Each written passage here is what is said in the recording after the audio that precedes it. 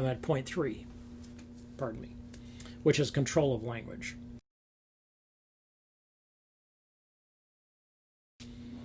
Consider also the connection between Vietnam and Iraq. This really has a lot more to do with Iraq than it does Vietnam. In Vietnam, I've talked about the way that language was used to change reality or perception of reality, search and destroy missions, which become sweep and clear missions and so on, that kind of thing. But particularly in Iraq and Afghanistan, or in these two wars, the Bush White House, the Bush II White House, understands very much, specifically under the guidance of Karl Rove, who is Bush's deputy chief of staff from 2001 onwards, how to manipulate and control messages at all levels. And Rove is a genius at this stuff, and it was a terrible day, basically, when Rove got onto the campaign, and it was a terrible day for the rest of us, because basically he was just a master of propaganda, and he knew how to make the campaign work, and he knew how to get over bumps, he knew how to control, how to spin messages. There was a real brilliance to this, and it involved lying, out and out propaganda, lying. He did whatever was necessary. There was nothing honest about it. He capitalized on the 9/11 attacks. He put what was effectively early social media into action. Remember that in 2001, well, you probably don't remember, in 2001, there was no Facebook. There was no such thing as Twitter. There wasn't going to be for another long time, 11 years. Instagram, there wasn't such thing. Microblogging, there wasn't such a thing, because phones didn't look like the phones we have now. They looked like flip phones, and that's what they were. And flip phones, even those were rare. People didn't have the money for that. It was expensive. If you had a cell phone, the likelihood was that it dropped coverage as you went through a big city, even as you were driving around in a big city. And even after you left a big city, you got no coverage at all. I mean, people drove out of big cities and their phones went dead because there were no cell towers outside. There were occasional cell towers as you drive down the highway, say from Toronto to London, and your phone would go bleep. That would be it. No coverage. So Google at the time was just a search engine. It actually wasn't the world power that it is now. Jeff Bezos, was a trillionaire. Is a trillionaire now.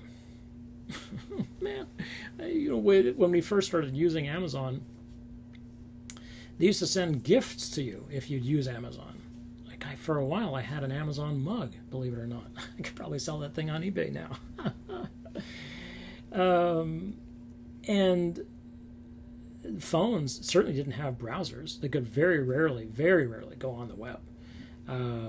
Rove and Bush, as speechwriters, and the Bush speechwriters, used the best knowledge about branding to make war into a consumable item for the public.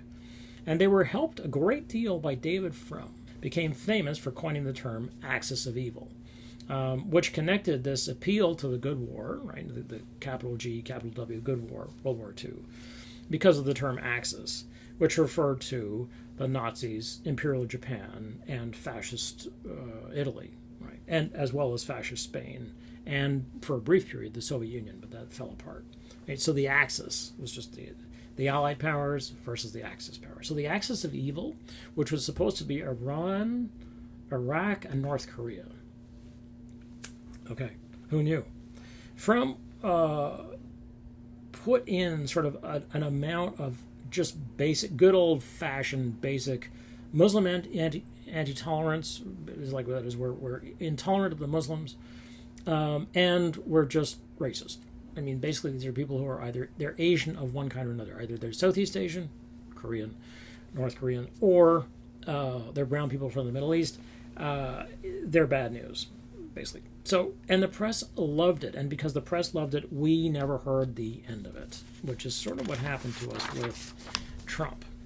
Other pieces of language defined how the enemy and reality was going to be perceived. And it was very much a Manichaean worldview.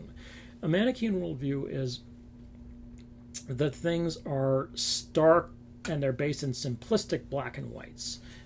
So these are the kinds of binaries which we have been warning you about, basically because they are so simplistic, and they are dangerously they make the world into, in reality, the world is a mass of grays, with very, very few black and whites.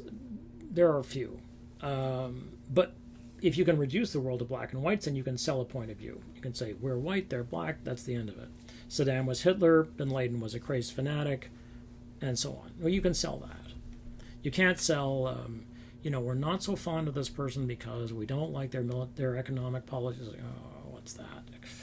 People tune out. They're like, just give me who are the villains? Who's Darth Vader? That's all we want to know. Other pieces of language that shaped the war to come were, and here are some of the terms that now if we could only, I can't imagine going back to a time when we weren't bedeviled by these bloody terms.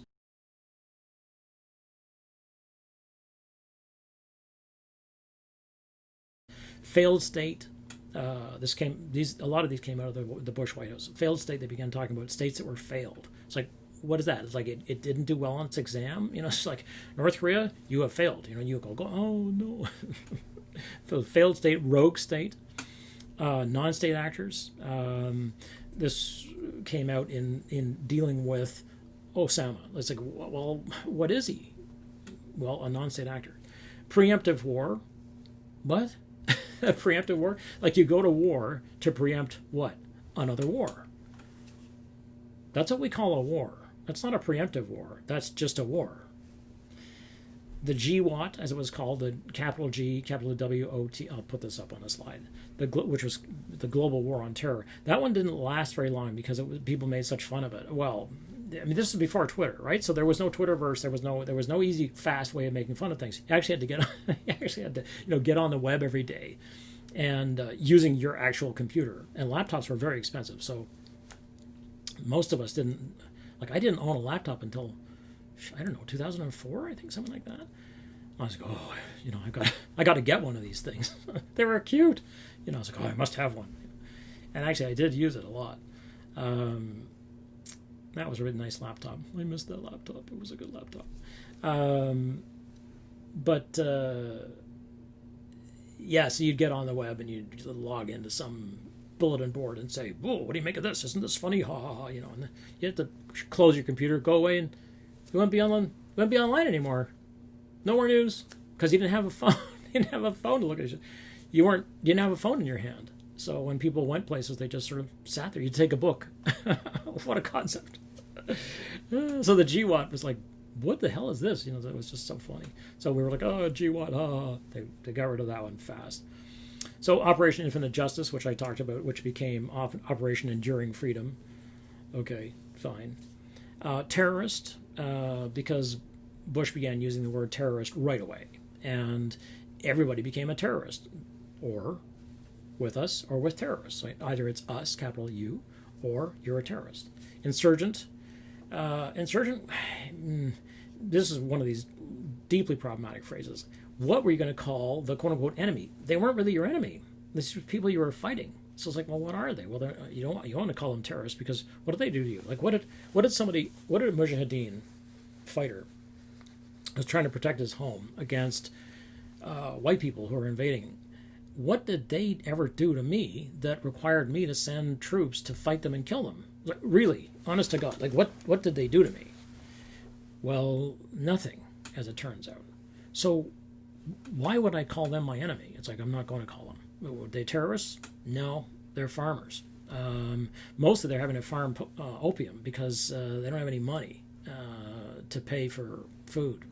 So if you look at Afghanistan, this is not a country that is full of people driving Beamers and Porsches and Ferraris all over the country because they have oil wealth. They have no oil wealth. They have no wealth. They're barely making it. Okay? So, no. So insurgents became the sort of, for those of us who are in the pacifist world, insurgent became one of those terms that we sort of used reluctantly. Better to use the people you're actually talking about. If they're Pashtun, talk about the Pashtuns. If they speak Dari, it's like, okay, that's what they're speaking. And then extraordinary rendition. I'll put this list up. And we'll get to many of these as we go over this material in the next few weeks. Okay.